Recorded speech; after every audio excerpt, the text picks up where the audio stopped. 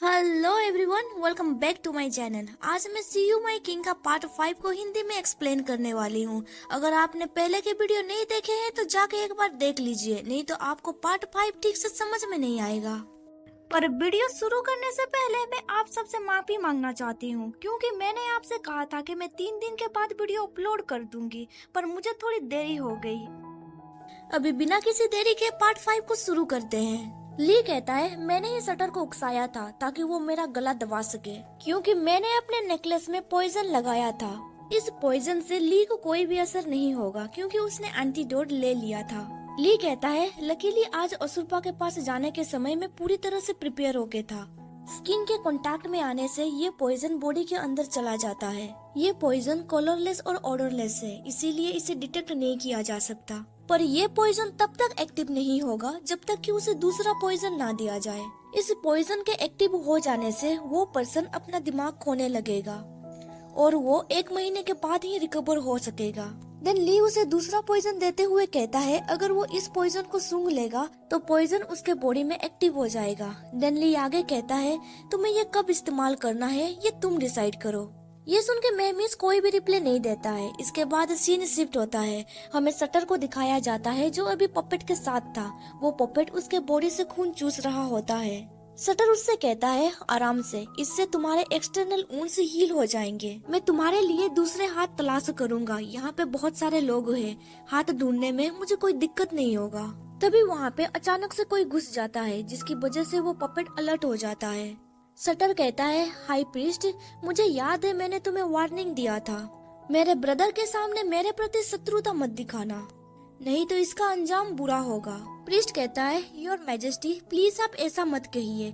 Church हमेशा आपके प्रति लॉयल रहेगा। मैं आपको डिस्टर्ब नहीं करना चाहता था, मैं आपसे कुछ बातचीत करना चाहता हूँ। आज किसी ने चूजन वन के ऊपर हमला किया था। आपके सेफ्टी के लिए हमने आपको पैलेस में रहने के लिए कहा था जब तक कि हम लोग इन्वेस्टिगेशन ना कर ले, पर आज आपने गार्ड्स को दूर भगा दिया और इस पैलेस को छोड़ के कहीं गए थे। देन प्रीस्ट आगे पूछता है, योर मैजेस्टी, आप कहाँ गए थे? ये सुन के शटर कहता है, क्या मुझे तुम्हें इसके बारे में रिपोर्ट करने की जरूरत है? प्रीस्ट कहता है, योर मैजेस्टी, आप शांत हो जाइए, मैं बस आपके लिए वरी था। हमें पता है चर्च ने लॉर्ड असुल्पा के साथ कुछ समझौता किया है जो इवीज के इंटरेस्ट के साथ अनफेवरेबल है। इसकी वजह से आप थोड़ा अपसेट हैं, पर ये टेम्पररी के लिए है। हम याजू का इस्तेमाल करके इवीज को एक साथ लाना चाहते हैं। फेरीज में रॉयल पावर और चर्च एक फैमिली की तरह रहते हैं, इसीलिए आप चर्च से इतना गुस्सा मत करिए। वो आगे कहता है, चूजन वन ने चर्च को ज्वाइन किया है, इससे हमारे रेपुटेशन और पावर को बूस्ट मिलेगी। आपका चूजन वन के साथ पुरानी दुश्मनी है, पर चर्च को उसकी जरूरत है। मैं होप करता हूँ कि आप इसके बारे में सोचेंगे और कोई भी अननेसेसरी चीजें नहीं करेंगे। ये सुन के शटर कहता है, क्या तुम्हें लगता है कि वो चूजन वन भरोसे के लायक है? प्रीस्ट कहता है, योर मैजेस्टी, हम गॉड के जजमेंट के ऊपर भरोसा करते हैं। उसे देख के शटर सोचने लगता है, वो इतना कॉन्फिडेंट है। अभी उसे याद आता है ली ने कहा था कि चर्च को ये नहीं चाहिए। शटर सोचने लगता है, ऐसा लगता है वो दोनों मिले हुए हैं। देन शटर कोल्ड वॉइस में बोलता है, मैं यहाँ का किंग हूँ और चर्च हमेशा से गॉड का सर्वेंट रहता आ रहा है। मैं गॉड का स्पोकन पर्सन हूँ। देन वो आगे कहता है, मैं तुम्हें कोऑपरेट करता हूँ क्योंकि तुम रॉयल पावर को मजबूत करने के लिए उपयोगी हो। मैं नहीं चाहता हूँ कि रॉयल पावर का हेर फेर करके तुम उसे कंट्रोल करो। अगर तुम सच में गॉड के ऊपर विश्वास करते हो और तुम्हें इवीज की परवाह है, तो फिर तुम्हें मेरी बात माननी होगी और तुम अब से मेरे ऑर्डर्स फॉलो करोगे। क्या तुम ये कर सकते हो? पर वो प्रीस्ट कहता है, ये मत भूलो कि तुम्हें ऊंचाइयों पे किसने पहुंचाया था। फेरिस में चर्च के लोग 1000 सालों से डेवलप कर रहे हैं, वो लोग बहुत ही पावरफुल है। अगर तुम ऐसे ही रेकलेस एक्ट करते रहोगे तो मैं तुम्हें एडवाइस देता हूँ कि। तभी शटर कहता है, क्या तुम कुछ भूल रहे हो? तभी वहाँ प्रीस्ट का एक पर्सन आके कहता है, हाई प्रीस्ट, एक बुरी खबर है। वो पर्सन धीरे से प्रीस्ट से कहता है, डेप्यूटी चीफ प्रीस्ट जो सन टेम्पल में रहता है, उसके ऊपर बहुत सारे लाशों ने हमला किया था। उसके घर में रहने वाले 100 लोगों को उन्होंने मार दिया। ये सुन के प्रीस्ट बहुत ही ज्यादा हैरान हो जाता है। मेहमीज का पपेट उस प्रीस्ट को मुक्का मारता है। तभी शटर पपेट को रोक देता है और प्रीस्ट से कहता है, मैंने तुमसे कहा था ना, मेरे ब्रदर के सामने मुझे अपनी दुष्टता मत दिखाना। क्या अभी तुम्हें याद रहेगा? देन सटर उसके करीब जाते हुए कहता है, उस अननोन और टेरिफाइंग पावर को याद रखो कि किसे किसके अधीन में रहना चाहिए। इसके बाद सीन शिफ्ट होता है। अभी वो प्रीस्ट ली के पास गया हुआ था। प्रीस्ट कहता है, चर्च के लोगों ने कुछ डिसीजन लिया है। चूजन वन, तुम्हें एक मिशन को कंप्लीट करना होगा जो सिर्फ तुम ही कर सकोगे। तुम्हें अपना रेपुटेशन बढ़ाना होगा और हीज मैजेस्टी के डेड बॉडी सोल्जर्स के साथ फाइट करना होगा एंड देन तुम्हें उसे रिप्लेस करना होगा। चर्च तुम्हें प्रोटेक्ट करने के लिए सब कुछ करेगी। चूजन वन, तुम्हें चर्च को अपना डिवाइन पावर दिखाना होगा। ली कहता है, यस माय लॉर्ड, आप जैसा कहें। इसके बाद सीन शिफ्ट होता है। हमें दिखाया जाता है ली चर्च के लोगों को ऑर्डर दे रहा होता है। ली ऑर्डर देता है, तुम लोग चर्च के वेयर हाउस पे जाओ और वहाँ पे 3 टन व्हीट फ्लोर लेके आओ और उन्हें इन चौराहे पे इकट्ठा करो। अभी मैं उपदेश देने जा रहा हूँ। ली सोच रहा होता है, उन्होंने मुझे हीज मैजेस्टी को रिप्लेस करने के लिए ऑर्डर दिया है। चर्च मेरी एक्सपेक्ट से कुछ ज्यादा ही साहसी है। मैं बेट लगा सकता हूँ चर्च के लोगों ने सटर से बातचीत की होगी और सटर ने उनकी बात नहीं मानी होगी। सिचुएशन चेंज हो चुकी है। ये कुछ जल्दी ही हो गया, पर ये मेरे प्लान के अकॉर्डिंग चल रहा है। देन वो आगे सोचने लगता है, सब कुछ अच्छी तरह से चल रहा है। अभी मेरा पहला कदम है, पब्लिक के बीच मुझे अपना रेपुटेशन बढ़ाना होगा। जैसे जैसे मेरा रेपुटेशन बढ़ते जाएगा, लोग मेरे ऊपर भरोसा करने लगेंगे। देन वो लोग फ्यूचर में मिमी को भी सपोर्ट करेंगे। ली को चर्च के लोगों को ऑर्डर देते हुए देख वहाँ पे मौजूद कुछ लोग थोड़ा हैरान में पड़ जाते हैं। ली सोच रहा होता है, मैं चर्च के पैसों को अपने फायदे के लिए इस्तेमाल करूंगा। आखिर मैं यही तो चाहता था। देन मैं आम लोगों की मदद करूंगा। देन वो आगे सोचने लगता है, जब मिमी को इसके बारे में पता चलेगा वो बहुत ही खुश होगा। कुछ देर के बाद ली सोचने लगता है, पर वो कहाँ है? मैंने उसे कहा था चर्च के एंट्रेंस गेट के पास मेरा वेट करना।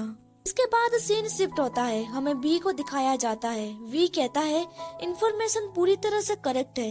डेप्यूटी चीफ प्रीस्ट का फैमिली मेंबर को मार दिया गया है। ये सब कुछ सटर के डेड सोल्जर्स ने किया है। ऐसा लगता है कि चर्च अभी भयभीत है और वो पब्लिकली कोई भी एक्शन नहीं ले रहा। महमीस कहता है, कुछ प्रीस्ट को उठा लो और उन सबको मार डालो। वी कहता है, मैं समझ गया। ये कह के वो वहाँ से चला जाता है। तभी महमीस सुनता है कि एक पर्सन कह रहा था वहाँ पे फूड डिस्ट्रीब्यूट किया जा रहा है। दूसरा पर्सन कहता है, क्या सच में? आखिर कौन इतना जेनरस हो सकता है? उनकी कन्वर्सेशन सुनने के बाद महमीस सोचने लगता है, ली तुम्हारे यहाँ पे आने से सब कुछ बदलने लगा है। तभी वहाँ पे ली आके कहता है, तुम यहाँ पे छुपे हो, मेरे साथ चलो मेरी मदद करने के लिए। ली उसे बहुत सारे काम करवाता है, जैसे कि हेवी बैग को कैरी करना और लोगों को खाना डिस्ट्रीब्यूट करना। सब कुछ काम करके महमीस बहुत ही ज्यादा गुस्सा करने लगता है। ली सोचने लगता है, तुमने एक्सपेक्ट नहीं किया होगा ना, एक कंट्री के किंग होने के नाते तुमने ये सब कुछ काम करने का कभी भी इमेजिन नहीं किया होगा, पर अभी तुम बहुत ही ज्यादा मेहनत कर रहे हो। तभी एक बच्चा महमीस से कहता है, हमें खाना देने के लिए तुम्हारा शुक्रिया। उन्हें देख के महमीस स्माइल करते हुए कहता है, मैं होप करता हूँ कि तुम भूख से नहीं मरोगे। लोगों को खाना डिस्ट्रीब्यूट करने के दौरान महमीस को बहुत ही ज्यादा सेटिस्फाई महसूस होता है। जब वो पीछे पलट के ली को देखता है, उसका हार्ट बीट थोड़ा बढ़ने लगता है। वो सोचने लगता है, ये फीलिंग्स फिर से। के बाद सीन शिफ्ट होता है। हमें बी को दिखाया जाता है। एक गार्ड उसे कहता है, बॉस, ईवी ने आपको एक लेटर भेजा है। वी उन लेटर्स को पढ़ने लगता है। ईवी ने लिखा है, डियर वी, 1 महीने से ज्यादा हो चुके हैं तुम्हें मांगा सिटी को छोड़े हुए। वहाँ पे सब कुछ कैसा चल रहा है? यहाँ मांगमा सिटी में हमने जो पॉलिसीज पहले से बनाई थी उनमें कई बाधाएं आ रही है, लेकिन वो अभी भी योजना के अनुसार धीरे धीरे और स्थिर रूप से आगे बढ़ रही है। इसके अलावा प्लीज सिटी की सुरक्षा के बारे में तुम्हें ज्यादा चिंता करने की जरूरत नहीं है। अगर तुम्हें किसी भी चीज की जरूरत होगी तो मुझे रिप्लाई में बता देना, मैं जल्द से जल्द सब कुछ अरेंज कर दूंगा। ईवी ने उसे 2 लेटर्स भेजे थे। दूसरे लेटर पे ईवी ने लिखा है, हालांकि मुझे तुम्हारे लौटने का इंतजार करने की आदत है। तुम्हारे लिए मेरी लालसा पहले ही नीलो नदी और फेरिस में बस चुकी है। क्या तुम ये महसूस कर सकते हो? क्या तुम्हें मेरी याद आती है? देन वो लेटर में आगे लिखता है, इसके अलावा हीज मैजेस्टी और ली के बीच चीजें कैसी चल रही है तुम्हें तो पता ही है। मुझे किस बात की परवाह है। मैं तुम्हारे रिप्लाई का इंतजार करूंगा। उसका लेटर पढ़ के भी स्माइल करने लगता है। इसके बाद हमें दिखाया जाता है वो ईवी को रिप्लाई लिख रहा होता है। लेटर पे वी लिखता है, यहाँ पे उतार चढ़ाव आते रहते हैं, लेकिन ली ने हमें निराश नहीं किया है। उसने चर्च का भरोसा जीत लिया है और लोगों के बीच उसे और अधिक समर्थन मिल रहा है। चिंता मत करो, मैं उसे प्रोटेक्ट करूंगा। और जहाँ तक बॉस की बात है, कोई भी उन्हें देख के बता सकता है कि वो ली के प्यार में पड़ चुके हैं, पर ऐसा लगता है वो किसी चीज से डरते हैं। पास्ट में जब भी वो किसी ऐसे पर्सन से मिलता था जिसे वो पसंद करता था, तो वो आगे बढ़ने से पहले ही उसे दूर धकेल देता था। मुझे डर है कहीं इस बार भी ये ना हो। वो आगे लिखता है, नहीं, शायद इस बार ये अलग होगा। ली हिज मैजेस्टी के प्रति ऑब्सेस्ड है, जो उसे सही ढंग से समझ लेता है। हाँ, अगर ऐसा ना होता तो वो नाराज होकर यहाँ से भाग जाता। वो हीज मैजेस्टी की मदद कर सकता है उनके फियर को ओवरकम करने में, साथ ही उनका दिल जीतने में। इसके बाद सीन शिफ्ट होता है। हमें ली और मेहमीज को दिखाया जाता है। अभी वो टेंट के नीचे आराम कर रहे थे। आज वो बहुत ज्यादा थक चुके थे। तभी ली जिस लकड़ी के सहारे बैठा हुआ था, वो लकड़ी गिर जाती है, जिसकी वजह से पूरा टेंट नीचे गिर जाता है। टेंट के कपड़े को हटाने के बाद ली अपने सामने खुले आसमान को देखता है और कहता है, ये कितना खूबसूरत है। तभी मेहमीज ली को देखने लगता है। उसे टच करने के लिए वो अपना हाथ आगे बढ़ाने लगता है। तभी वो रुक जाता है। ली उसे देख लेता है और उससे पूछता है, तुम क्या चाहते हो? ये सुन के मेहमी से हैरान हो जाता है। देन ली उसका हाथ टच करते हुए कहता है, तुम ये कंटिन्यू कर सकते हो, मैं तुम्हें नहीं रोकूंगा। ये सुन के मेहमी से ब्लश करने लगता है। तभी उसे याद आता है पास्ट में उसके साथ क्या हुआ था। वो अपना हाथ विड्रॉ करते हुए कहता है, क्या तुम तुम्हारे बारे में कंसर्न नहीं हो? मैं बस तुम्हारा एक सबॉर्डिनेट हूँ। तुम अपना लाइन क्रॉस कर रहे हो। तभी ली उसे अपने करीब खींचते हुए कहता है, अगर तुम लाइन क्रॉस नहीं करोगे तो फिर तुम्हें कैसे पता चलेगा ये अच्छा है या बुरा? ये सुन के मेहमी से हैरान हो जाता है और वो बिना कुछ बोले वहाँ से भाग जाता है। उसका रिएक्शन देख के ली भी हैरान था। देन वो परेशान होकर सोचने लगता है, मैं कुछ ज्यादा ही जल्दबाजी कर रहा था। मैंने उसे इतना डरा दिया कि वो यहाँ से भाग गया। इधर हमें मेहमीज को दिखाया जाता है, जो अभी बहुत ही ज्यादा प्लस कर रहा होता है। के बाद सीन शिफ्ट होता है वी के ऊपर। वो गार्ड्स को लेटर देते हुए कहता है, इसे जितना जल्दी हो सके पहुंचा देना। गार्ड सोचने लगता है, ये कुछ ज्यादा ही मोटा लग रहा है। इन लेटर्स में वी ने ली और मेहमीज के बीच हुए फ्लर्ट के बारे में बहुत सारी चीजें लिखी हुई है, इसीलिए उसका लेटर इतना थिक हो गया है। इसके बाद सीन शिफ्ट होता है। हमें दिखाया जाता है मेहमीज खुद को मिरर में देख रहा होता है। देन वो अपने सर पे विग पहनते हुए सोचता है, ये डिस्गाइज पूरी तरह से परफेक्ट है, इसीलिए उसने मुझे नहीं पहचाना होगा। देन वो बेड में लेट जाता है और सोचने लगता है, मैंने डेफिनेटली खुद को एक्सपोज नहीं किया है। देन वो आगे गुस्से से सोचने लगता है, अगर उसे मेरे बारे में पहले से पता चल गया है तो फिर उसकी हिम्मत कैसे हुई मेरा मजाक उड़ाने का? क्या वो मरना चाहता है? देन वो चैन की सांस लेता है। देन वो अचानक से बेड से उठ जाता है और सोचने लगता है, क्या इसका मतलब ये हुआ कि वो एक प्लेबॉय है? देन वो आगे परेशान होकर सोचने लगता है, ली तुमने मुझे कहा था कि तुम मुझे प्रोटेक्ट करोगे और तुम मेरे लिए लॉयल रहोगे, लेकिन तुम सड़क पे मिले किसी बड़े आदमी के साथ भाग गए। हाँ, क्या जब वो मेरी तरफ देखता है तब वो किसी और के बारे में सोचता है? ये सब कुछ सोचते सोचते मेहमी सो जाता है। देन वो एक सपना देखने लगता है। सपने में ली उसका बाल पकड़ते हुए कहता है, मैंने वॉलंटरीली तुम्हारे साथ बहुत कुछ किया, अब तुम्हारा आंसर क्या है? ये सुन के मेहमीज कुछ देर के लिए साइलेंट हो जाता है। देन वो आगे कहता है, तुम मेरे जरिए किसी और के बारे में सोचते हो ना, और शायद तुम्हें इसके बारे में रियलाइज नहीं है। तुम मेरे जरिए किसको देखते हो? क्या वो किंग मेहमीज है, या फिर तुम्हारा गार्ड रॉकी, या फिर वो बड़ा सा लड़का? ली कहता है, सिर्फ तुम्हें। क्या तुम्हें लगता है कि मैं इस तरह का पर्सन हूँ जो अपने फीलिंग्स के बारे में नहीं जानता है? मेहमीज कहता है, नहीं, तुम बहुत स्मार्ट और रैशनल हो, तुम्हारा गोल हमेशा क्लियर रहता है। तभी ली उसके करीब जाते हुए कहता है, तो फिर तुम्हारा आंसर क्या है? मुझे बताओ, तुम्हारे दिल में क्या है? ये सुन के मेहमीज सडनली उसे किस कर लेता है और कहता है, मेरे दिल, दिमाग, हाथ, लिप्स, आईज, सब कुछ यही सोचता है। तुम्हें तो इसके बारे में पता है ना? अभी मेहमीज का हार्ट बहुत ही तेजी से धड़क रहा होता है। ली उसे पास आने के लिए इशारा करता है। मेहमीज उसके करीब जाता है, पर तभी और एक मेहमीज आके कहता है, जरा देखो तो कौन यहाँ पे है। तभी दूसरा मेहमीज देखता है वो ली के करीब नहीं गया था, कि वो अपने बचपन के सेल्फ के पास गया था। उसे देख के वो तुरंत पीछे हट जाता है। तभी उसके पीछे जो मेहमीस खड़ा हुआ था वो दूसरे मेहमीस को हिट करते हुए कहता है, क्या तुम भूल गए, ये एक इंसल्ट है। देन वो उसे अगेन मारने लगता है और कहता है, तुम मुझे फोर्स कर रहे हो। देन वो उसे आगे कहता है, क्या तुम मुझे इतना पसंद करते हो तो फिर तुम मुझे हर्ट क्यों करना चाहते हो, तुम्हें इस रिलेशनशिप का ट्रू नेचर के बारे में क्लियरली पता है। ये कह के वो पर्सन वहाँ से डिसअपियर हो जाता है। उसके जाने के बाद मेहमीद सोचने लगता है, पर वो मुझे भी पसंद करता है। उसे ऐसा फील नहीं होता है कि मैं उसे फोर्स कर रहा हूँ। हम दोनों वी और ईवी की तरह ही है। वो भी ये चाहता है। तभी उसका दूसरा सेल्फ कहता है, क्या वो भी ये चाहता है? भला कौन चाहेगा कि दूसरा पर्सन उसे हर्ट करे? अगर वो ये चाहता है तो वो खुद को सैक्रिफाइस कर रहा है। क्या तुम चाहते हो कि अपने सेल्फिश डिजायर के लिए वो खुद को सैक्रिफाइस करे? सुनकर मेहमी से हैरान हो जाता है। उसका दूसरा सेल्फ कहता है, पहले की तरह बनना बंद करो, इससे आगे मत बढ़ो। देन मेहमीज का नींद टूट जाता है। अभी उसके साथ ली था। ली उससे पूछता है, क्या तुमने कोई बुरा सपना देखा? मेहमीज कहता है, मैंने तो डोर लॉक किया था। ली कहता है, मैं विंडो चढ़ के यहाँ पे आ गया। देन वो आगे कहता है, मैं तुम्हारे आंसर का इंतजार कर रहा हूँ। मीस उसे कहता है, अगली बार जब तुम यहाँ पे आओ तो तुम्हें नॉक करना होगा। ये सुन के ली शौक में पड़ जाता है। देन वो कहता है, क्या यही तुम्हारा आंसर है? मेहमीज कहता है, कल ये बैंडेज बहुत ही ज्यादा टाइट थी, इसीलिए मेरे हाथ आज अकड़ गए हैं। आज मैं काम नहीं कर पाऊंगा, पर अभी ये बेटर है। ये ज्यादा लूज भी नहीं है या ज्यादा ढीला भी नहीं है। यही मेरे लिए सही है। क्या तुम इससे एग्री नहीं हो?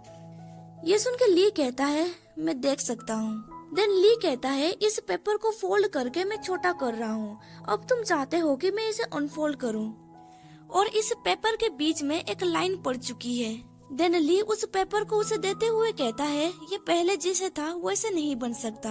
देन वो वहाँ से जाने लगता है, पर जाने से पहले वो मेहमीज को कहता है, आज का प्लान है, हम पोर और बीमार लोगों को देखने जाएंगे। हम उन्हें फूड और मेडिसिन प्रोवाइड करेंगे। तुम मुझे डोर के पास ठीक 10 मिनट के बाद मिलना।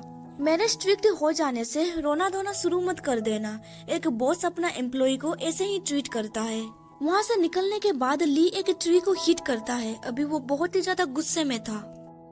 इसके बाद सीन शिफ्ट होता है। ली गरीब लोगों के घर जाके उन्हें ट्रीटमेंट प्रोवाइड करता है। ली उनसे कहता है, तुम्हें सही समय पे मेडिसिन खाना होगा। इसके अलावा तुम्हें बॉईल करके पानी पीना होगा और कुक करके खाना खाना होगा।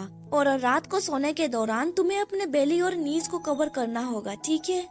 ये सुन के वो लेडी कहती है, हम समझ गए।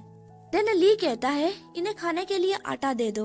उसका बिहेवियर देख के मेहमीज सोचने लगता है वो बदल चुका है। कुछ देर के बाद वो पर्सन ली को खाना प्रोवाइड करता है। ली धीरे से मेहमीज को कहता है, इन्हें खाने में मेरी मदद करो। मेहमीज कहता है, क्या?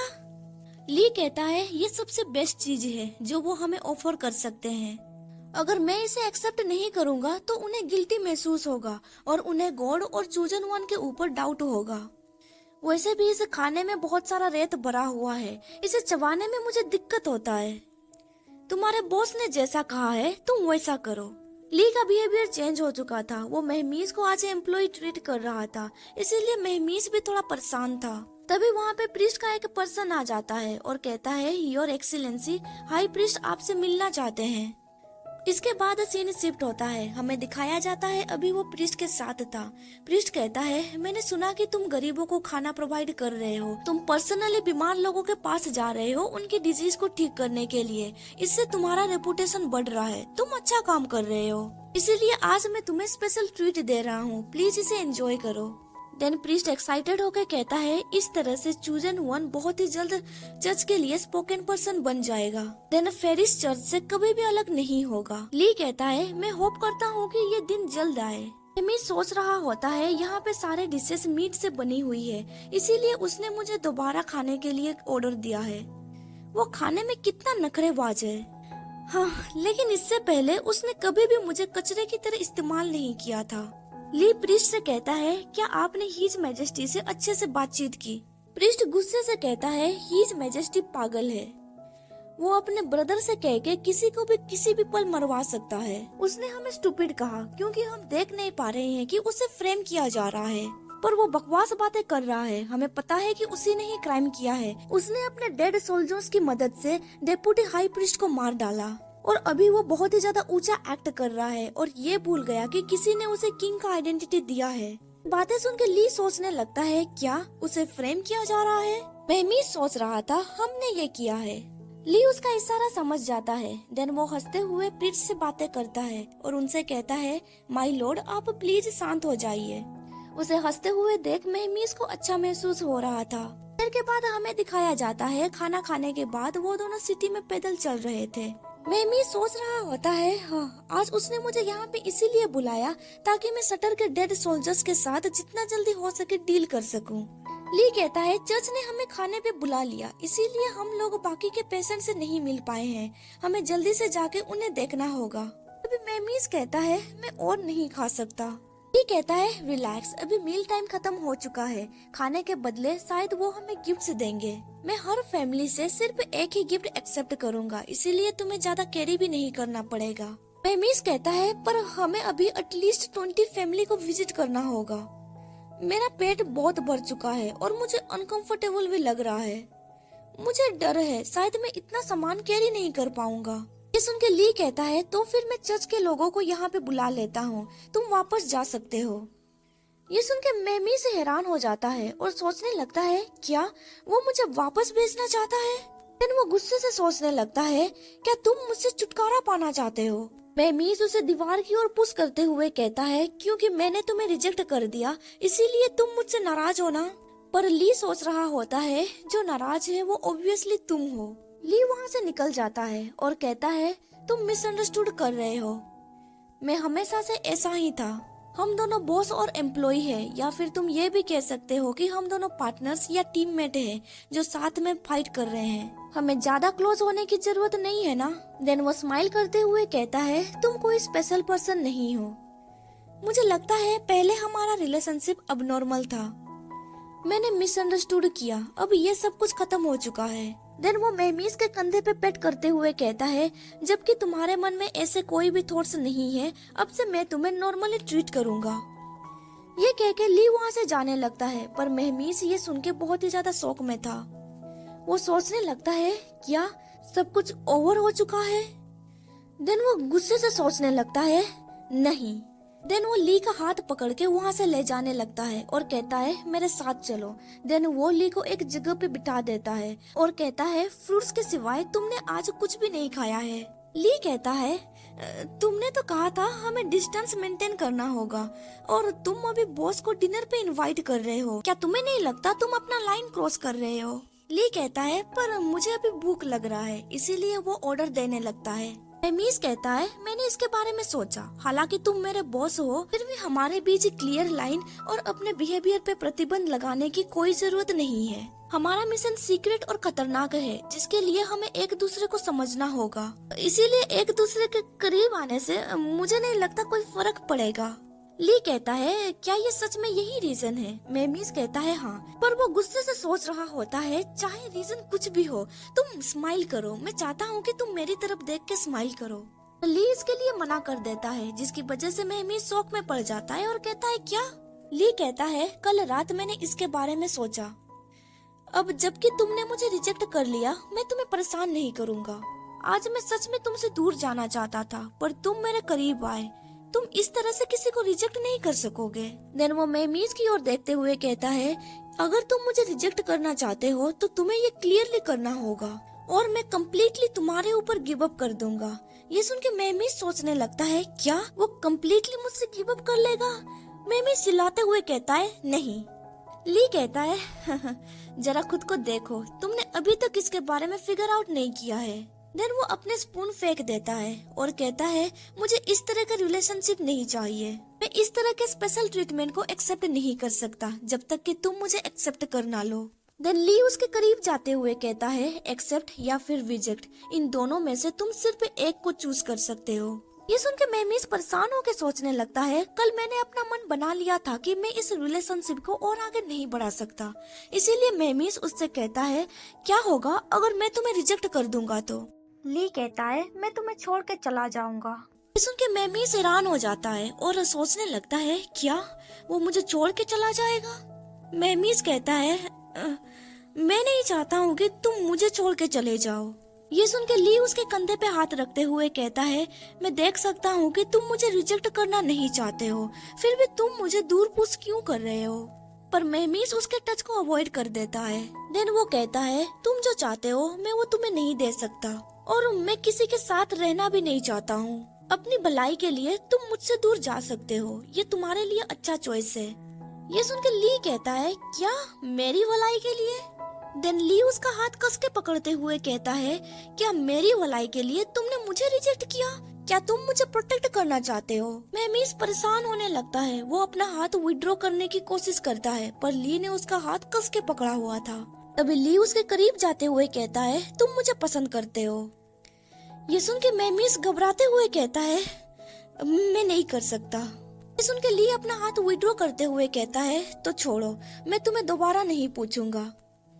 मैं ऐसे एक्ट करूंगा जैसे कि कुछ हुआ नहीं है। पर अब फेरिस छोड़ के जाने से पहले तुम्हें मुझे क्लियर आंसर देना होगा। क्या तुम मुझे रिजेक्ट करना चाहते हो या फिर एक्सेप्ट करना चाहते हो? ये सुन के मेहमीस धीरे से कहता है। उसे देखते हुए ली सोचने लगता है, फाइनली मैं कंफर्म हो चुका हूँ कि तुम्हारे मन में मेरे लिए फीलिंग्स है। ऐसा लगता है तुम अभी भी उलझन में फंसे हुए हो। तुम एक ऐसे पर्सन हो, कौन चाहेगा मुझे प्रोटेक्ट करने के लिए तुम अकेले कॉर्नर में सब कुछ सहते रहो। देन वो स्माइल करते हुए सोचने लगता है, अब मैं तुम्हारे ऊपर कैसे गिव अप कर सकता हूँ। मैं पता कर लूंगा तुम्हारे मन में क्या चल रहा है। मैं तुम्हारी सारी उलझनें दूर कर दूंगा। तुम बस मेरा वेट करो, मैं तुम्हें हमेशा के लिए इस उलझन में रहने नहीं दूंगा। इसके बाद सीन शिफ्ट होता है। हमें मेहमीस को दिखाया जाता है जो अभी बी के साथ था। मेहमीस उसे कहता है, ये 2 मिशन को ठीक से कंप्लीट करना। बी कहता है, ठीक है। देन बी वहाँ से जा ही रहा होता है, तभी मेहमीस उससे पूछता है, आखिर तुम ईवी के प्यार में कैसे पड़ गए? देन वो आगे कहता है, तुम दोनों मेरे प्रति लॉयल थे, पर तुम दोनों रिलेशनशिप में आ गए थे। मैं इसके बारे में कैसे जान नहीं पाया, इसीलिए मैं थोड़ा अभी क्यूरियस हूँ। वी कहता है, मैं उसे पसंद करता हूँ और वो भी मुझे पसंद करता है। हम दोनों ने बस बातचीत की और सब कुछ ठीक हो गया। हम दोनों में से कोई भी शर्मिला नहीं है। मेहमीस कहता है, पर क्या तुम्हें नहीं लगता है कि उसने तुम्हारे लिए बहुत कुछ सैक्रिफाइस किया है? वी कहता है, वो मुझसे भी ज्यादा एफर्ट लगाता है। हमारे रिलेशनशिप को मेंटेन करने के लिए वो हमेशा हर काम में मुझे शामिल करता है। मैं लगातार अपने मिशन के साथ आगे बढ़ता रहता हूँ और उसे मेरे शेड्यूल्स के हिसाब से ढलना पड़ता है। देन वो आगे कहता है, प्यार लोगों को बेवजह काम करवाती है, पर इसे पैसों के बेनिफिट से तुलना नहीं की जा सकती। किसी पर्सन को पाना जो तुम्हें ट्रूली लाइक करता है और तुम भी उसे लाइक करते हो, ये एक बड़ी ब्लेसिंग है। हाँ, हम दोनों एक दूसरे को आसपास रहने की चाहत से खुद को दूर नहीं रख पाते हैं, तो फिर इससे क्या फर्क पड़ रहा है कौन कितना सैक्रिफाइस कर रहा है? इसकी भरपाई करने के लिए मैं जितना पॉसिबल हो सके उतनी देखभाल और चिंता दिखा सकता हूँ। ये सुन के मेहमीस कहता है, क्या तुम यूजुअली खुद को ऐसे ही एक्सप्रेस करते हो? ये सुन के वी इरिटेट होने लगता है और गुस्से से कहता है, क्या मैं अपनी कुछ भावनाएं शांत नहीं रख सकता, क्योंकि मुझे उसकी बहुत याद आती है। चलो इस बकवास को जल्दी से यही खत्म कर देते हैं। ये सब तुम्हारी गलती है कि मैं अब उसे और नहीं देख सकता। मेहमीस कहता है, तुम बाहर में जाओ। ये सुन के भी वहाँ से जाने लगता है। अभी वो बहुत ही ज्यादा परेशान लग रहा था। इसके बाद सीन शिफ्ट होता है। हमें ली को दिखाया जाता है। वो बी से कहता है, जो चीज उसे खाई जा रही है वो है इंटीमेट रिलेशनशिप। इस पे तुम्हारा क्या विचार है? ये सुन के वी कोई भी रिप्लाई नहीं देता है। ली कहता है, मैं तो भूल ही गया, रिसेंटली रॉकी और मेरे बीच एक छोटा झगड़ा हो गया था। उसके ऊपर नजर रखने के लिए तुम्हारा शुक्रिया भी। वी कहता है, हाँ, तुमने पहले ही रॉकी का आइडेंटिटी फिगर आउट कर लिया था ना? ली कहता है, हाँ, पर तुम उसे इसके बारे में मत बताना। उसका ईगो हर्ट हो सकता है और शायद मैं कोई बड़ी प्रॉब्लम में पड़ सकता हूँ। ये सुन के वी कहता है, पर तुम ऐसा नहीं कर सकते। तभी ली कहता है, फिर मैं तुम्हारे बारे में बता दूंगा, क्योंकि तुम्हें सब पता था लेकिन तुमने उससे कभी नहीं बताया। ये सुन के वी परेशान होने लगता है और कहता है, तुम्हारे हमले इतने अचानक और अस्पष्ट रहते हैं कि उसे पता नहीं चलेगा कि तुम वास्तव में किसे खुश करने की कोशिश कर रहे हो। ली कहता है, मैं वेट कर रहा हूँ वो कब मुझे पूछेगा। अगर वो कंफ्यूज रहेगा फिर भी उसे आंसर का पता होगा। मैं ही हमेशा पहले मूव क्यों करूँ? देन वो आगे कहता है, मैं चाहता हूँ कि वो इनिशिएटिव ले। बाय द वे वी, मैं चाहता हूँ कि तुम मुझे 2 चीजों में मदद करो। भी सोच रहा होता है ठीक है, सिर्फ तुम ही उस अत्याचारी को कुत्ते की तरह ट्रेन कर सकते हो। ली कहता है सबसे पहले मैं चाहता हूँ कि तुम डोर ऑफ लिसनिंग पे जाओ। हम लोगों को उस जगह के बारे में कुछ भी नहीं पता, मैं चाहता हूँ कि तुम इसे हैंडल करो। मेन एंट्रेंस को पत्थर की दीवारों से सील किया गया है और ये चर्च की निगरानी में है। मुझे लगता है उस अंडरग्राउंड केव के नीचे पहुंचने के लिए हमें एक अंडरग्राउंड टनल की खुदाई करनी होगी। ये सुन के वी कहता है और दूसरी बात ये है कि शटर के अचानक हमला करने के बाद चर्च ने इस घर के चारों तरफ और एक रक्षात्मक घेरा तैनात कर दिया है। चाहता हूँ कि तुम वी कहता है तुम चाहते हो कि रक्षात्मक घेरा के बाहर निगरानी घेरा तैनात किया जाए। ये सुन के ली कहता है क्या तुमने मेरा मन पढ़ लिया? वी कहता है नहीं, ये मेरा आइडिया नहीं है, हिज मैजेस्टी ने मुझे एग्जैक्टली यही चीज करने के लिए ऑर्डर दिया है। ये सुन के ली हैरान हो जाता है, देन वो हंसने लगता है। वी सोचने लगता है ये दोनों पर्सन काश उनके म्यूचुअल फीलिंग्स भी एक साथ मिल जाए। के बाद सीन शिफ्ट होता है, हमें दिखाया जाता है बहुत सारे लोग ली की जय जयकार कर रहे थे। वो लोग ली को बहुत सारी चीजें ऑफर करने लगते हैं। ली कहता है मैं आपकी जेनरोसिटी को अप्रिशिएट करता हूँ, पर आप लोगों को ये सब करने की जरूरत नहीं है। आपको बस गॉड को फॉलो करना है। जो लोग गॉड के ऊपर भरोसा करते हैं, गॉड उन्हें जरूर ब्लेसिंग्स प्रोवाइड करेंगी। के बाद सीन शिफ्ट होता है, हमें प्रीस्ट को दिखाया जाता है। वो ली से कहता है दूसरों की भलाई करके तुम फेरिस में फेमस होते जा रहे हो, तुम्हें अच्छे से रेस्पेक्ट भी दिया जा रहा है। अभी तुम नेक्स्ट स्टेप के लिए कब आगे बढ़ रहे हो? ली कहता है हाई प्रीस्ट आपको चिंता करने की जरूरत नहीं है, मैं ऑलरेडी प्रिपेयर कर चुका हूँ। इसके बाद सीन शिफ्ट होता है, हमें दिखाया जाता है ली और मेहमीस एक जगह पे सो रहे थे। ली कहता है तुम कैसे हो? दिन भर तुम डोनेट इकट्ठा करने में व्यस्त रहते हो और रात में मैं तुम्हें घसीट के सड़क पर सुला देता हूँ। क्या तुम इसके आदी हो चुके हो? मेहमीस कहता है मैं ठीक हूँ, मुझे स्ट्रीट पे सोने की आदत है। ये सुन के ली सोचने लगता है क्या बकवास है। तभी ली को ऑकवर्ड लगने लगता है। वो सोच रहा होता है पिछली बार मैंने उसे यही जगह पे कन्फेस किया था और अब मैं इसी जगह पे फंस के रह गया हूँ। देन वो आगे सोचने लगता है मुझे इस अपॉर्चुनिटी का फायदा उठाना चाहिए ताकि वो अपने थॉट्स मुझसे शेयर करे। पास्ट एक्सपीरियंस से, फैमिली, फ्रेंड से मैं किससे शुरुआत करूं? ली उससे बातचीत करने ही वाला था, पर तभी मेहमीस कहता है आज मैंने हिज मैजेस्टी का लेटर रिसीव किया। ये सुन के ली हैरान हो जाता है। देन मेहमीस उसे लेटर देते हुए कहता है हिज मैजेस्टी ने इसे तुम्हें दिया है।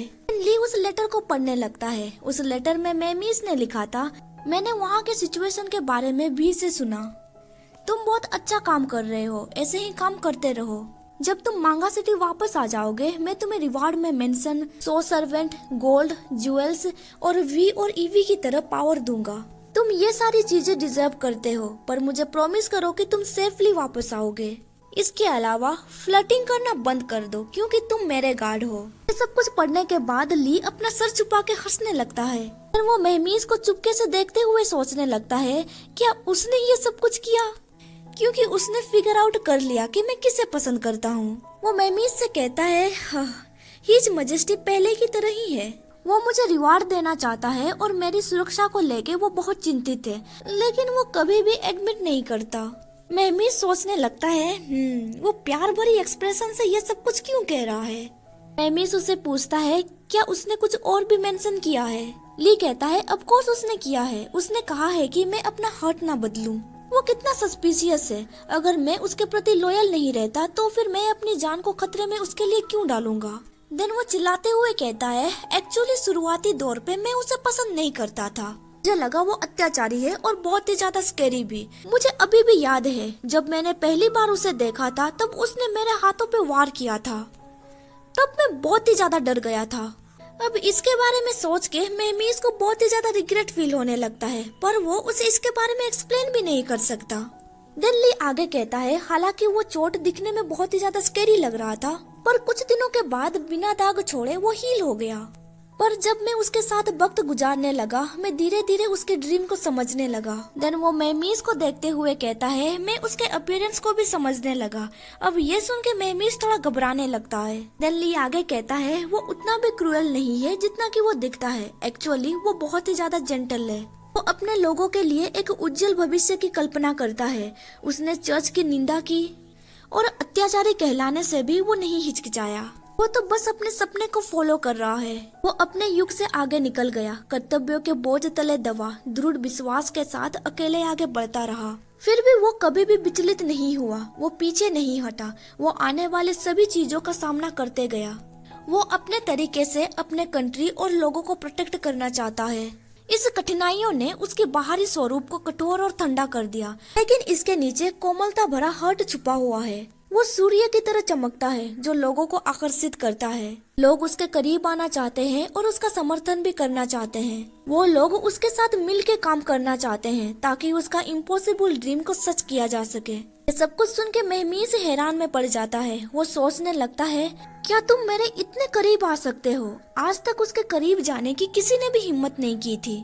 इस आगे सोचने लगता है, शायद वो ऐसा कर सकता है, वो मेरे साथ खड़ा रह सकता है और वो मेरे साथ उस फ्यूचर की ओर चल सकता है। डेनली आगे कहता है, मैं सच में उसके साथ उस फ्यूचर को देखना चाहता हूँ। ये सुन के मैमी से हैरान हो जाता है क्योंकि उन दोनों की सोच मिल रही थी। वो आगे सोचने लगता है, वो हीज मैजेस्टी से करीब है पर इससे रॉकी का कुछ लेना देना नहीं है। तभी ली कहता है, पर हीज मैजेस्टी का गुस्सा बर्दाश्त से बाहर है। वो आगे कहता है, वो अहंकारी, घमंडी, अनरीजनेबल और जिद्दी है। ये सारी बातें महमीज के दिल में चुभने लगती है। देन ली उसे विंग करते हुए कहता है, मैं उसके प्रति लॉयल हूँ पर अब मुझे एक पर्सन मिल चुका है जिसे मैं पसंद करता हूँ।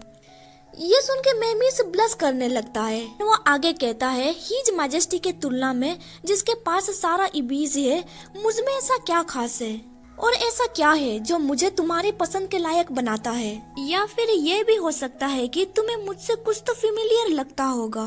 ये कहता है, मैं तुम्हारे जरिए किसी और को नहीं देखता हूँ। ये सुन के मैमीज हैरान हो जाता है। ली आगे कहता है, तुम जेंटल, स्मार्ट और मुझे क्वाइटली प्रोटेक्ट करते हो। वेल, तुम बहुत हैंडसम भी हो। देन ली चुप हो जाता है। मैमीज सोचने लगता है, अब तुम्हें कोई और पॉइंट नहीं मिल रहा है ना? हंसते हुए कहता है, हालांकि तुम्हें डिस्गाइज होके रहना पड़ रहा है पर मुझे लगता है तुम रियल हो। ये सुन के मैमीज परेशान होकर सोचने लगता है, क्या उसने डिस्गाइज कहा? ली आगे कहता है, तुम्हें ब्लाइंड, म्यूट होने का प्रिटेंड करना पड़ता है। तुम उस कमीने किंग के बेटे हो, फिर भी तुम्हें होमलेस बनने का नाटक करना पड़ता है। डिस्गाइज होने से मेरा यही मतलब था। देन ली आगे कहता है, तुम्हारे साथ वक्त गुजारने के बाद मैं तुम्हारे रियल सेल्फ को देख पा रहा हूँ। तुम्हारे रियल सेल्फ को देख के मुझे खुशी महसूस होता है। इसीलिए तुम जो भी बनने का प्रिटेंड क्यों ना करो, तुम स्वयं ही बने रहो और मैं तुम्हें ढूंढ लूंगा। ये सुन के मैमीज हैरान हो जाता है और वो कोई भी रिप्लाई नहीं दे पाता है। देन ली कहता है, जबकि हम दोनों ने ऑलरेडी डेडलाइन डिसाइड कर लिया है, इसीलिए फेरिस छोड़ने से पहले मैं तुम्हें ये दोबारा नहीं पूछूंगा, पर याद रखना मैं तुम्हारे लिए वेट करूंगा। इसके बाद हमें नेक्स्ट डे सुबह का सीन दिखाया जाता है। वी बहुत ही गुस्से में लग रहा था। वो कहता है, जरा अपनी आंखों को देखो, रात को तुम सही से सो नहीं पाए होगे, तुम वापस क्यों नहीं आए?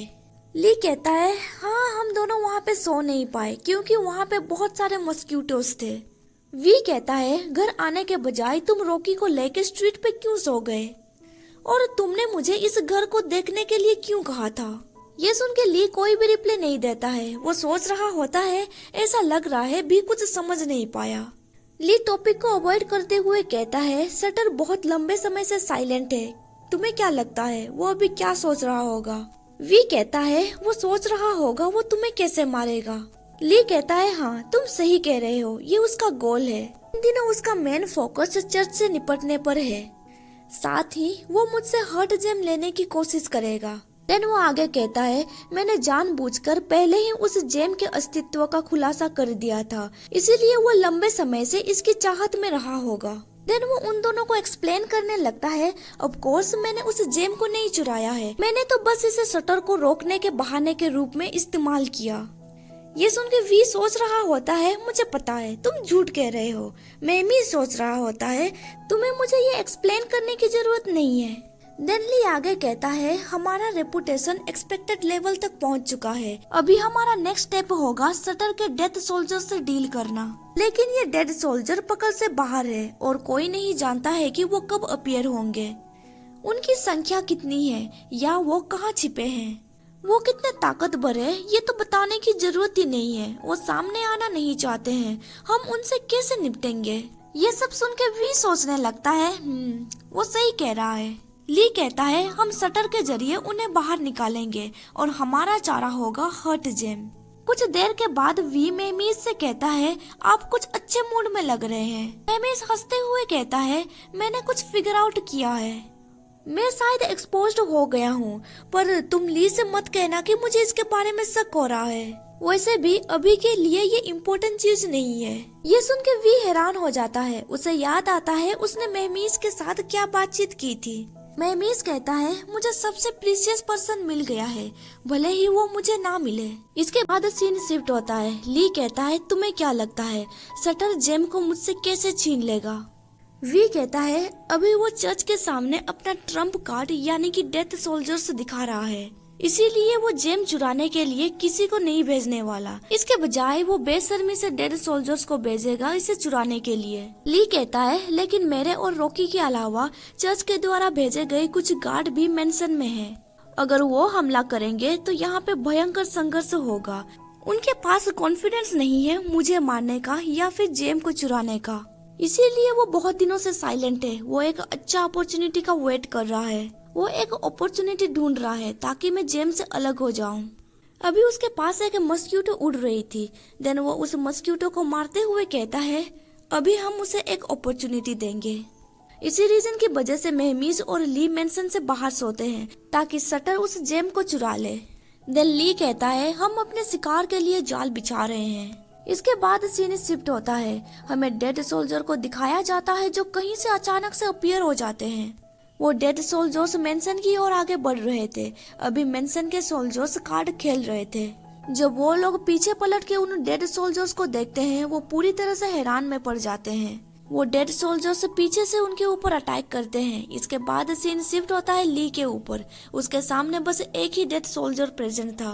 उसे देख के ली सोचने लगता है बस एक ही, क्या तुम्हें नहीं लगता तुम मुझे अंडर एस्टिमेट कर रहे हो। ली डैगर की मदद से उस पे वार करता है, पर इस वार का उस पे कोई असर नहीं होता है। देन वो ली के ऊपर अटैक करने लगता है। उससे फाइट करने के दौरान ली सोच रहा होता है उसकी त्वचा मेटालिक है, भाले या फिर ब्लेड की मदद से उसे चोट नहीं पहुंचाया जा सकता। मुझे ये सब कुछ अपने प्रीवियस रिसर्च से पता चला है।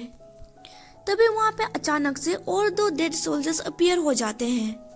तभी मेहमीज सही समय पे वहाँ पे आके ली को बचा लेता है। मेहमीज कहता है अब तुम यहाँ पे खेलना बंद करो, हम चारों तरफ से घिर चुके हैं। ली कहता है मुझे यही एक्सपेक्ट था, सिर्फ इतने ही लोगों के पास हमें मारने का मौका है। मेहमीज कहता है शटर आसपास नहीं है, उन्हें दूर से कंट्रोल किया जा रहा है। ली कहता है तो फिर हमें प्लान बी आजमाना चाहिए। वो दोनों वहाँ से भागने लगते हैं क्योंकि यही था उनका प्लान बी, पर उन डेड बॉडीज ने दोनों एग्जिस्ट को ब्लॉक करके रखा था। ली सोचने लगता है अभी हमें कहाँ भागना चाहिए। तभी मेहमीज उसे बाहों में कैरी करके वहाँ से भागने लगता है। ली कहता है मुझे उल्टी लग रहा है, मुझे नीचे उतार दो, मैं भाग सकता हूँ। ये सुन के मेहमीज उसे अलग तरह से कैरी करता है। अब इससे ली सोचने लगता है ये बिल्कुल भी रोमांटिक नहीं लग रहा। वो दोनों अभी दीवार के ऊपर से भाग रहे होते हैं। ली सोच रहा होता है वो मेरी इतनी केयर क्यों कर रहा है, क्या उसके मन में कोई अजीब ख्याल चल रहे हैं। देन वो आगे सोचने लगता है ऐसा लगता है मुझे टच करने से अब वो नहीं डरता है। तभी वो डेड सोल्जर्स अचानक से रुक जाते हैं और वो वापस जाने लगते हैं। उन्हें जाते हुए देख ली चैन की सांस लेते हुए कहता है अभी हम दोनों सेफ हैं। वो लोग वापस मुड़ चुके हैं। वो आगे कहता है शटर एक छल कर रहा है, हमारा पीछा करना ये तो उसकी चाल थी, आज उसका मेन टारगेट है जेम को चुराना। अब जबकि वो मुड़ चुके हैं वी और बाकी के लोग उन्हें वो दे देंगे जो वो चाहते हैं। उसके बाद सीन शिफ्ट होता है वी के ऊपर। अभी वो एक जगह पे धमाका करता है। तभी वहाँ पे एक गार्ड आके कहता है वो लोग मेंशन के अंदर घुस चुके थे। अभी वो तेजी से ग्राउंड के अंदर जा रहे हैं। चोरी करने के बाद वो लोग यहाँ से भागने की सोच रहे हैं। उन्होंने जेम ढूंढ निकाला और वो लोग यहाँ से अभी जा रहे हैं। वी कहता है तुम ज्यादा फिक्र मत करो, उन्हें जाने दो। ये सुन के वो गार्ड परेशान होने लगता है। वी कहता है हमारा मिशन जेम को गार्ड करना नहीं था, बल्कि इस जेम के जरिए हमें सांप को बिल से बाहर निकालना था। इन डेड सोल्जर्स को पूरी तरह से मारने से पहले हमें पता करना होगा कि शटर ने उन्हें कहाँ छुपाया था। मछली ने चारा ले लिया है, अब उन्हें खोजने का समय है। देन वी अपने गार्ड्स को ऑर्डर देता है, पहले स्क्वाड मुझे फॉलो करेगा और बाकी सारे लोग यहाँ पे फैल जाएंगे। टारगेट से तुम लोगों को 100 मीटर की दूरी मेंटेन करके रखना होगा। अब चलो, हमें टारगेट को ट्रैक करना है, हमें उनका ठिकाना ढूंढना होगा। इसके बाद सीन शिफ्ट होता है, हमें उस जेम को दिखाया जाता है। एक पर्सन ने उस जेम बॉक्स को खोला था। वो कहता है, योर मैजेस्टी, आपने ये काम मुझे सौंप के बहुत अच्छा किया। इसमें मेरे अलावा और कोई भी ऐसा पर्सन नहीं है जो इस तरह के पजल बॉक्स को खोल सकता है। का एक पर्सन कहता है, हाँ योर मैजेस्टी, ये वही जेम है। मैं वही था जब चूजन वन आसमान से धरती पर आया था। ये सुन के शटर कुछ देर के लिए साइलेंट हो जाता है। देन वो अपना हाथ उठाते हुए कहता है, ये अच्छी बात है। यहाँ पे शटर ने अपना हाथ इसीलिए उठाया क्योंकि वो पपेट को ऑर्डर दे रहा है उन्हें मारने के लिए। पपेट उन्हें तुरंत मार देता है। हम यहाँ पे देख पाते हैं कि उसने एक दूसरे पर्सन का हाथ लगा लिया था। देन शटर उस जेम को उठाते हुए कहता है, चलो ब्रदर, अब मैं वेट नहीं कर सकता। इसके बाद हमें एक फ्लैशबैक दिखाया जाता है। वी कहता है, प्लान के अकॉर्डिंग ईवी ने हमें एक फेक जेम दिया है। अगर शटर उस जेम को पपेट के बॉडी में लगाएगा तो क्या होगा? तब उसे पता चल ही जाएगा कि ये फेक है।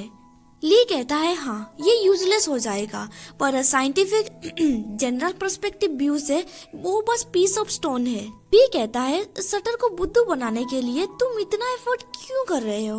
वी कहता है, ताकि रॉकी को एक मौका मिले, वो उस पपेट का वेश धारण करेगा और शटर से मिलेगा। देन वो मेहमीज से कहता है, तो रॉकी, अब से तुम्हें पपेट को और भी ध्यान से देखना होगा और उसकी नकल करनी होगी। फिर वो आगे कहता है, ओ हाँ, तुम्हें उस प्राइमर का इस्तेमाल करके पॉइजन को एक्टिव भी करना होगा। देन मेहमीज उसे बोतल का ढक्कन खोल के देता है और कहता है, ये लो, तुम इसे खोल भी नहीं सकते। इसके बाद सीन प्रेजेंट में शिफ्ट होता है। वी वहाँ पे आ जाता है और कहता है, हमने टारगेट का लोकेशन का पता कर लिया है। देन वो उन दोनों को मैप दिखाते हुए कहता है, हमने 3 डायरेक्शन से उन डेड सोल्जर्स का पीछा किया। इस एरिया में एंटर करने से पहले वो डिसअपियर हो गए। मुझे लगता है ये उनका हाइडिंग प्लेस है। मैंने इस एरिया को सर्कल किया है, ये फेरिस के वेस्ट में है। उस एरिया को देख के वो तीनों कहते हैं, ये तो क्लोसियम है। इसके बाद सीन शिफ्ट होता है प्रीस्ट के ऊपर। प्रीस्ट कहता है, क्या तुमने क्लोसियम कहा? अभी ली उससे मिलने के लिए गया हुआ था। ली कहता है, हाँ आपने सही सुना, मेरे एबिलिटीज लिमिटेड है, इसीलिए क्लोसियम में इन्वेस्टिगेट करने के लिए आप चर्च से किसी को भेज सकते हैं। ये सुन के प्रीस्ट कहता है, हाँ क्लोसियम सिटी हेड के अंडर में आता है, वहाँ पे चर्च इंटरफेयर नहीं कर सकता। ये सुन के लिए परेशान होके कहता है, उन डेड सोल्जर से डील करना ईवीज के लिए एक बड़ी बात है, क्या चर्च इसमें इंटरफेयर नहीं कर सकता? प्रीस्ट कहता है, नहीं, सिटी हेड को पता चलना चाहिए था कि डेड सोल्जर क्लोसियम में छिपे हुए हैं। किंग पागल है, लेकिन सिटी हेड ने अपना रवैया व्यक्त नहीं किया है, जो पहले से ही उसके रवैया का संकेत दे रहा है।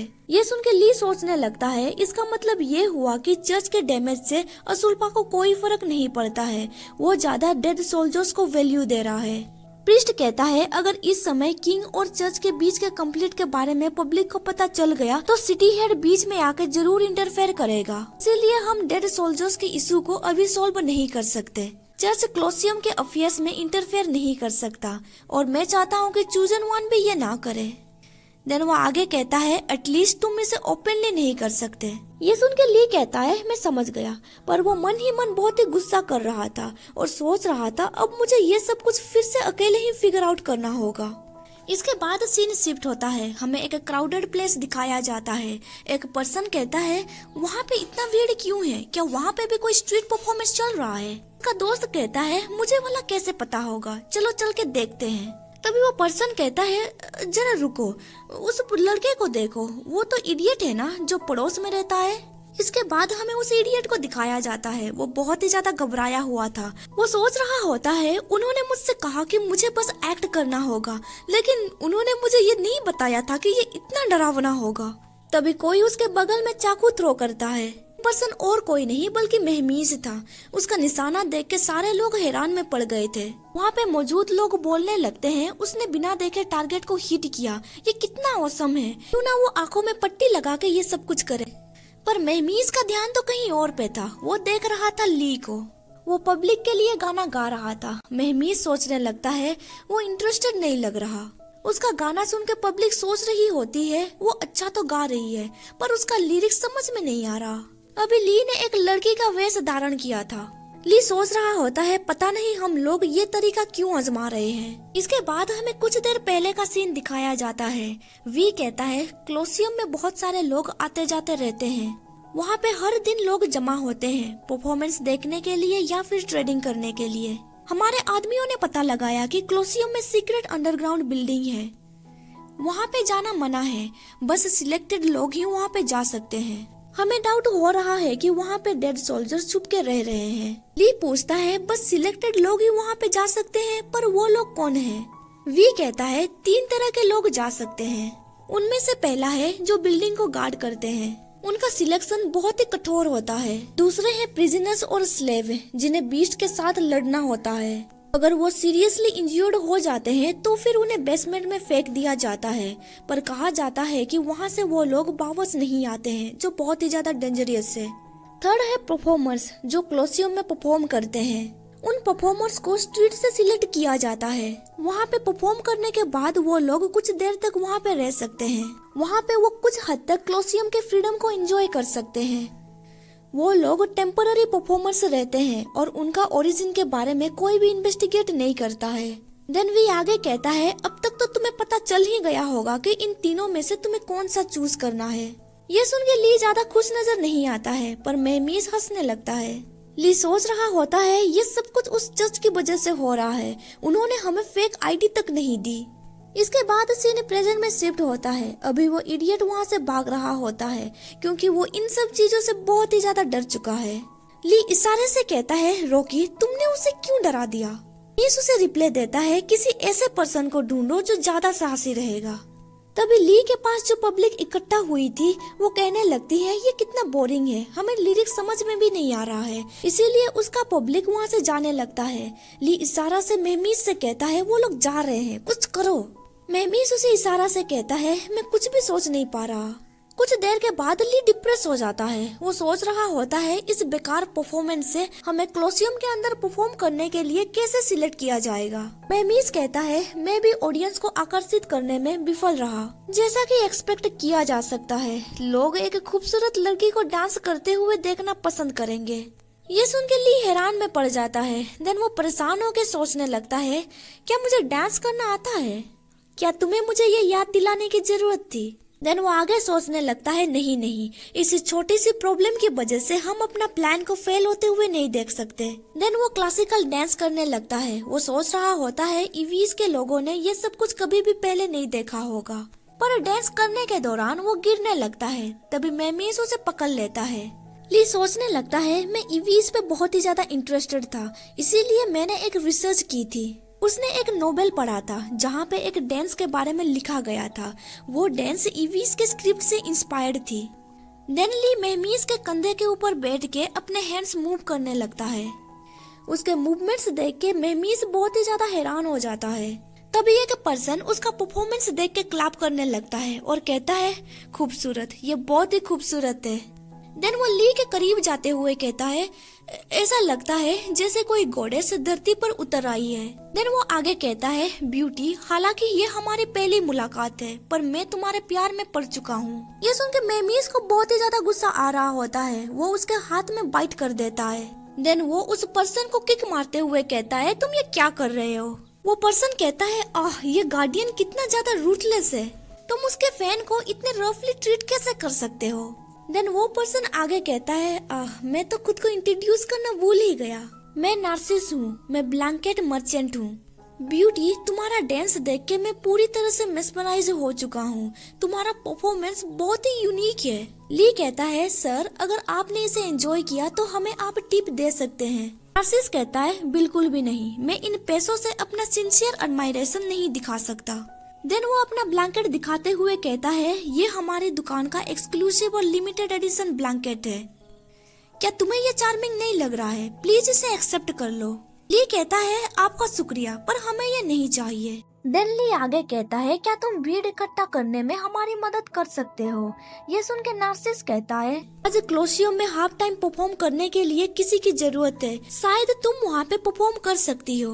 ये सुन के वो दोनों हैरान हो जाते हैं। ली कहता है, क्या तुमने क्लोसियम कहा? वो तो एक बड़ा स्टेज है, मुझे इस पर विचार करने दो, ठीक है? पर महमीज को उस पर्सन पे डाउट हो रहा था, इसीलिए वो इशारे से भी से कहता है, इस पर्सन की जांच करो। नार्सिस कहता है, ऑफ कोर्स तुम टाइम ले सकती हो, वैसे भी परफॉर्मेंस आज नहीं है। देन वो ली का हाथ पकड़ते हुए कहता है, वैसे क्या तुम मेरे साथ लंच करना पसंद करोगी, ताकि हम दोनों एक दूसरे को अच्छी तरह से जान सके? पर महमीज उसे गुस्से से देखते हुए सोचता है, क्या बकवास है, यहाँ से चले जाओ। पर ली कहता है, ठीक है मिस्टर नार्सिस, मैं आपके साथ चलने के लिए तैयार हूँ। के बाद सीन शिफ्ट होता है। अभी वो लोग एक बढ़िया से रेस्टोरेंट में आए हुए थे। नार्सिस कहता है, मैं एक छोटे से स्टेट पे बिलोंग करता हूँ, मैं सी क्रॉस करके यहाँ पे आया हूँ। मुझे सारी चीजें खूबसूरत लगती है, स्पेशली ब्लैंकेट्स। मुझे उनके डिजाइन्स अच्छे लगते हैं, इसीलिए मैं मर्चेंट बन गया। इवेंचुअली फेरिस का आकर्षण मुझे यहाँ ले आया और अब मेरी मुलाकात तुमसे हो गई, ये डेस्टिनी है। वैसे मिस ली, आप लोकल नहीं लग रही है, आप कहाँ से हैं? ली कहता है, मैं इबीज से हूँ, मैं मिक्स्ड हूँ। नार्सिस कहता है, क्या सच में? तुम्हारे ये सुनहरे बाल, मुझे लगा कि तुम एक फॉरेनर होगी। तुम्हारे जैसे मिक्स लोग इस फेरिस में रेयर हैं। ली कहता है, मैं मांगा सिटी से हूँ, वहाँ पे इवीज के मिक्स लोग रहते हैं। ये सुन के नार्सिस कहता है, क्या तुमने मांगा सिटी कहा? देन वो आगे कहता है, तो फिर तुमने उस अत्याचारी महमीज के बारे में तो जरूर सुना होगा। ये सुन के महमीज कफ करने लगता है। देन वो आगे कहता है, रूमर्स कहती है कि महमीज के पास एक दुर्लभ सुनहरी आंखें हैं जो बहुत ही खूबसूरत है। ये सुन के महमीज और भी ज्यादा कफ करने लगता है, इसीलिए महमीज उसका पीठ तपतपाने लगता है। नार्सिस कहता है, मुझे सुनने को मिला है कि उसकी मोम का हेयर गोल्डन और उसकी आईज भी गोल्डन थी। जबकि तुम मांगा सिटी से हो, क्या तुम मुझे उस लेडी के बारे में बता सकते हो? उसकी ब्यूटी लेजेंडरी थी, वो राज परिवार की हो सकती है, और अब वो पहले जैसे ही अलौकिक है। ली कहता है, खैर मैं तो एक साधारण पर्सन हूँ, मुझे इसके बारे में नहीं पता। महमीज उससे पूछता है, तुम इतना क्यूरियस क्यों हो? नार्सिस कहता है, मुझे गोरे लोग बहुत पसंद है, जैसे कि मिस ली है। सुन के महमीज कहता है, क्या तुम गोरे लोगों में रुचि रखते हो? नार्सिस कहता है, एब्सोल्युटली। देन महमीज ली के चेस्ट पे तपतपाते हुए कहता है, क्या होता अगर ये सुनहरे बाल मिस्टर ली के होते? यहाँ पे वो ये पूछने की कोशिश कर रहा है, अगर ली के सुनहरे बाल रहते और वो लड़का रहता तो फिर नार्सिस का राय क्या होगा? अभी ली गुस्से से सोच रहा होता है, तुम्हारी हिम्मत कैसे हुई? ये सुन के नार्सिस के हाथों से चम्मच नीचे गिर जाता है और उसके नोज से खून बहने लगता है और वो कहता है, तो फिर मैं और भी ज्यादा एक्साइटेड हो जाता। ये सुन के ली और महमीज दोनों ही पूरी तरह से हैरान में पड़ जाते हैं। नार्सिस कहता है, ऑनेस्टली कहूँ तो तुम्हें देख के मुझे एक फ्रेंड की याद आ गई। जिस मोमेंट पे मैंने तुम्हें देखा, मैं तुम्हारी ओर खींचा चला गया। वो ली के करीब जाते हुए कहता है, ये ऐसा है जैसे मैं अपने दूर के दोस्त को फिर से अपने सामने देख रहा हूँ। तुम्हारे डिवाइन डांस परफॉर्मेंस को देख के मैं मोहित हो गया और इससे कोई फर्क नहीं पड़ता है तुम लड़के हो या लड़की। तभी महमीज उन दोनों के बीच में आ जाता है और कहता है, तुम अपने फीलिंग्स के बारे में इतनी जल्दी डिसाइड ले रहे हो, तुम्हें नहीं लगता ये जल्दबाजी है? मैं इसे पहली नजर की वासना कहूँगा। देन वो आगे कहता है, जब तुम किसी चीज को चेरिश करने लगोगे तुम उसे सेफ रखने की कोशिश करोगे, ना कि दिखावा और शेयर करने की कोशिश करोगे। नार्सिस कहता है, दिखावा करने में क्या गलत है? मैं बिलीव करता हूँ कि अगर तुम कोई चीज छुपा रहे हो, इसका मतलब ये हुआ कि तुम उसे प्रोटेक्ट नहीं कर पा रहे हो। देन वो दोनों एक दूसरे को गुस्से से देखने लगते हैं। तभी ली महमीज को वहाँ से ले जाने लगता है और कहता है, मुझे माफ कर देना, हम दोनों को बाथरूम जाना है। नार्सिस सोचने लगता है, क्या दोनों साथ में? इसके बाद हमें दिखाया जाता है, एक कॉर्नर में ली महमीज से कहता है, ये तुम क्या कर रहे हो?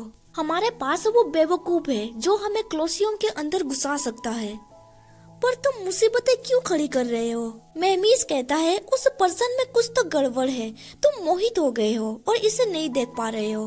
ली कहता है, हाँ वो अजीब है, वो किंग की मोम के बारे में जानने के लिए उत्सुक था, लेकिन वो मुझे खतरनाक नहीं लग रहा। हमें क्लोसियम में जाने की जरूरत है, हम इस मौके को मिस नहीं कर सकते। मेमीज कहता है हमें संभल के रहना होगा, शायद वो कुछ करने की प्लानिंग बना रहा है। ली कहता है आखिर तुम चाहते क्या हो, मेरा विकी या फिर रॉयल गॉसिप। ये सुन के मेमीज उसके करीब जाते हुए कहता है तुम। ये सुन के ली थोड़ा ब्लश करते हुए कहता है तुम्हें अपने फीलिंग्स को बिजनेस में मिक्स नहीं करना चाहिए। मेमीज कहता है मैं ऐसा नहीं कर रहा, तुम बस उसके साथ मत जाओ। अभी वहाँ पे वी पहुँच जाता है। उसे अचानक देख के वो दोनों हैरान हो जाते हैं, जिसकी वजह से ली का हेड मेमीज के चिन से टकरा जाता है। वी कहता है मैं तुम्हें यहाँ पे इन्वेस्टिगेशन का रिपोर्ट देने के लिए आया हूँ। उसके अचानक आ जाने से मेमीज को बहुत गुस्सा आ रहा होता है। वी कहता है मैंने उसके बैकग्राउंड पे चेक किया, उसका एक ब्लैंकेट का दुकान है। बहुत सारे आसपास के बिजनेसमैन उसे जानते हैं। ज्यादातर क्लोसियम जाता रहता है और उसका नेटवर्क बहुत ही बड़ा है। और उसे अफसर स्ट्रीट पे परफॉर्मेंस करने वाले कलाकार को खोजने का काम सौंपा जाता है। उसके पास्ट के बारे में हमें ज्यादा कुछ नहीं पता, लेकिन हमारी समय समाप्ति जांच से पता चला है कि वो झूठ नहीं बोल रहा। बेस्ड ऑन करंट सिचुएशन क्लोसियम जाने के लिए वो हमारा टिकट बन सकता है। ये सुन के मेमीज थोड़ा परेशान नजर आता है। ली सोच रहा होता है आखिर उसमें कोई भी प्रॉब्लम क्यों नहीं है। इसके बाद सीन शिफ्ट होता है। हमें नार्सिस को दिखाया जाता है। ली उसे कहता है हम चलने के लिए तैयार है। नार्सिस कहता है क्या सीरियसली, मैं इसके बारे में क्लोसियम को बता देता हूँ, तब तक के लिए तुम यहाँ पे मेरा वेट करो। पर मेमीज उस पर्सन पे भरोसा नहीं कर रहा था। तभी ली कुछ सोचने लगता है। यहाँ पे ये चैप्टर खत्म हो जाता है। वीडियो पसंद आया तो लाइक कर दीजिए और आगे का स्टोरी जानने के लिए मेरे चैनल को सब्सक्राइब कर दीजिए और साथ ही बेल नोटिफिकेशन ऑन कर दीजिए ताकि आपको मेरा हर वीडियो का नोटिफिकेशन मिल सके। Thank you for watching my videos.